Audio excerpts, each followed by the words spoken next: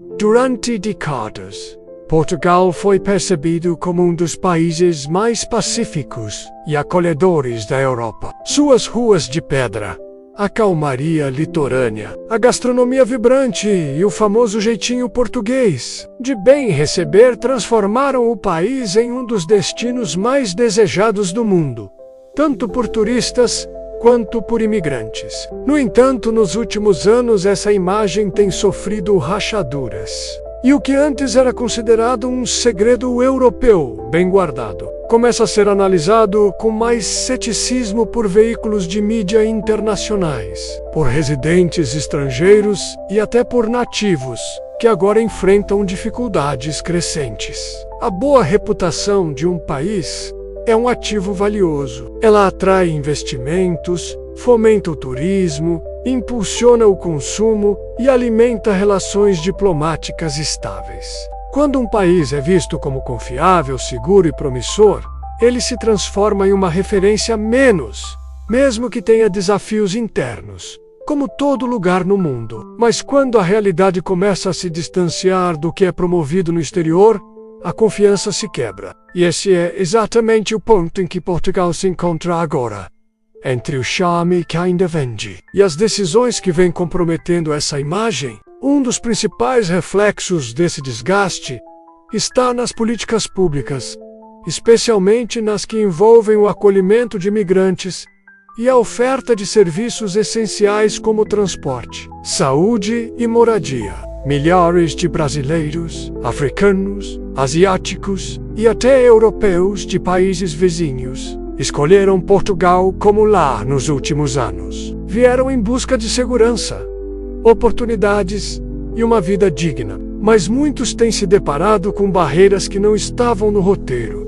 Burocracia extrema, lentidão nos processos de legalização, desinformação, xenofobia velada e uma precarização crescente da vida cotidiana, menos especialmente para quem vive fora dos grandes centros. Entre os problemas que mais têm chamado a atenção está a falta de transporte público eficiente e acessível fora da capital. Enquanto Lisboa e, em parte, Porto conseguem manter um certo nível de estrutura, em muitas outras regiões do país a situação é crítica. Há cidades onde o transporte é praticamente inexistente aos fins de semana. Há vilas em que o ônibus só passa 2 vezes ao dia. E em localidades mais afastadas, nem mesmo esse serviço mínimo existe. Isso impacta diretamente não só o trabalhador, mas também estudantes, idosos, pessoas com mobilidade reduzida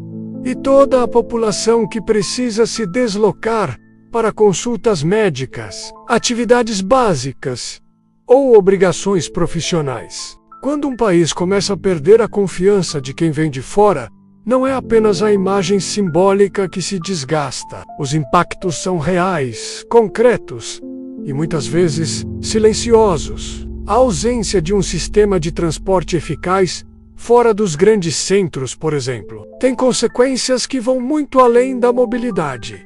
Ela interfere diretamente no dinamismo econômico, na qualidade de vida e até na permanência de profissionais qualificados. Imigrantes que chegaram com expectativas de contribuir, empreender ou simplesmente recomeçar uma vida com dignidade, passam a repensar suas escolhas. Muitos relatam frustração, outros se sentem enganados e alguns já decidiram voltar aos seus países de origem ou tentar outros destinos europeus mais estruturados e coerentes com o discurso de acolhimento. A longo prazo, essa perda de confiança pode comprometer setores inteiros da economia. O turismo, por exemplo, é um dos motores financeiros de Portugal. Mas quando o visitante começa a encontrar atrasos, desorganização, insegurança e dificuldade para se locomover, a experiência muda. O turista não volta. E pior, ele comenta, o que era uma propaganda espontânea positiva, menos feita por quem vinha e se encantava, menos transforma-se numa corrente de advertência. Hoje, em fóruns internacionais, redes sociais e canais de informação alternativos, é cada vez mais comum encontrar relatos de turistas que se sentiram decepcionados com a infraestrutura, com o excesso de filas, com o transporte irregular e com a falta de respostas de órgãos públicos. E o dano causado por esse tipo de divulgação negativa é profundo, porque é orgânico, não vem de campanhas políticas ou opositores ideológicos. Vem da experiência real de quem vive ou visita. Além disso, Portugal vive um paradoxo. Ao mesmo tempo em que precisa urgentemente de mão de obra menos devido à baixa natalidade, ao envelhecimento da população e à evasão de jovens formados, adota práticas que dificultam a permanência daqueles que poderiam ajudar a suprir essas lacunas. Muitos imigrantes chegam dispostos a trabalhar em setores onde há escassez, como hotelaria, construção civil, saúde, educação e serviços gerais, mas são barrados por processos morosos, falta de apoio institucional e ausência de políticas de integração reais. E aqui está uma das contradições mais nocivas.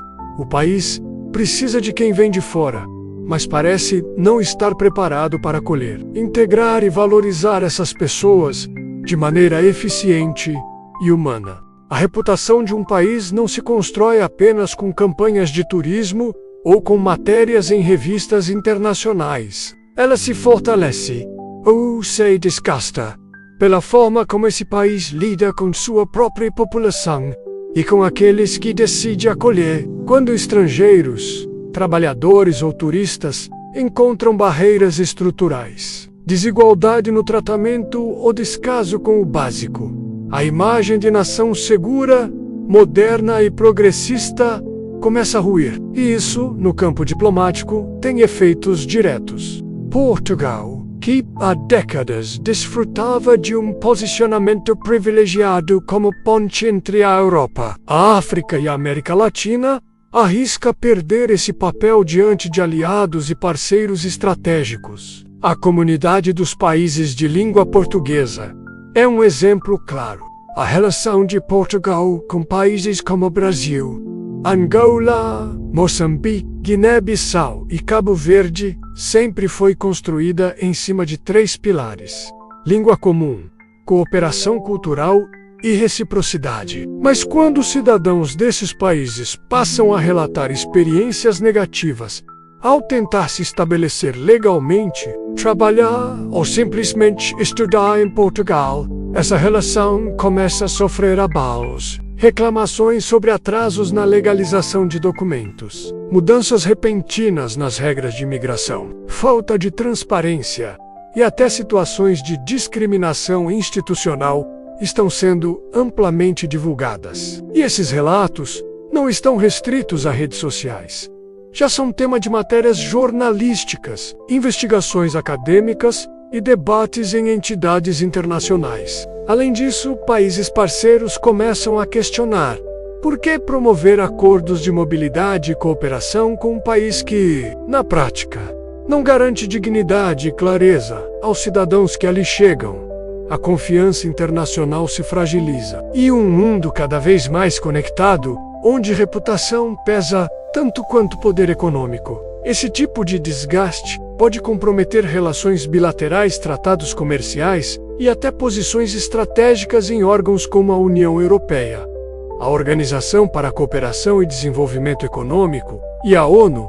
No âmbito interno, essa quebra de imagem se reflete em uma divisão crescente entre o que é anunciado e o que é vivido. Políticas públicas são lançadas com entusiasmo, mas não são acompanhadas de estrutura para serem implementadas de forma eficaz. Discursos políticos prometem acolhimento, mas a realidade do cidadão que enfrenta filas intermináveis no CEF, ausência de transporte ou dificuldade para encontrar moradia digna, revela uma desconexão perigosa.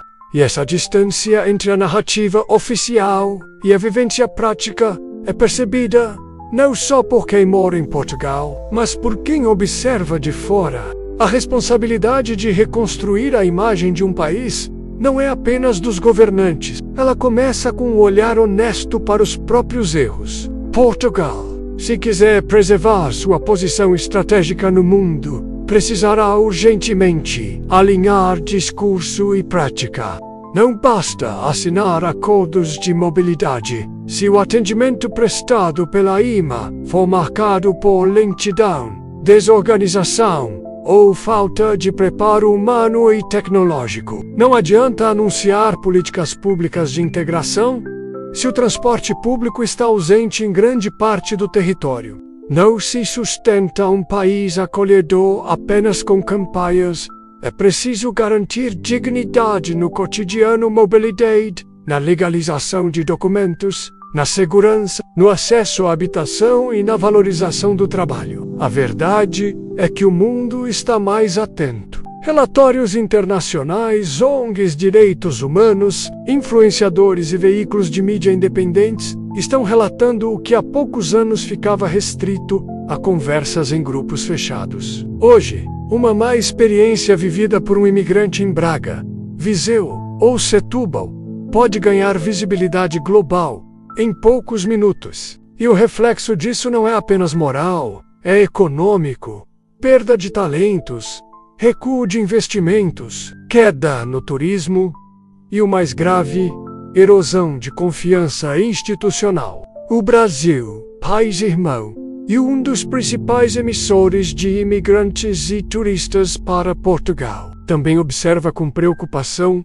o tratamento dado aos seus cidadãos. Ao mesmo tempo em que Portugal precisa da força de trabalho vinda do exterior, parece, por vezes, tratá-la como um fardo. Essa contradição já está afetando o clima de cooperação. E se persistir, poderá gerar ruídos ainda maiores nas relações bilaterais, mas ainda há tempo. Portugal tem uma base sólida, um povo generoso, uma cultura rica e uma localização privilegiada. Com reformas bem conduzidas, valorização da empatia e fortalecimento dos serviços públicos, menos como a própria AIMA, os transportes regionais e o sistema de apoio social, é possível reverter essa trajetória de desgaste. Para isso, é necessário abandonar o negacionismo institucional e ouvir quem está na linha de frente. Os imigrantes, os utentes, os trabalhadores que mantêm o país funcionando. Reconstruir a imagem não exige propaganda, exige ações. A Europa, o mundo e os próprios portugueses esperam por isso. Porque, no fim das contas, a reputação de um país não se sustenta por símbolos, mas pelo modo como ele trata as pessoas. Curta o vídeo, inscreva-se e deixe seu comentário.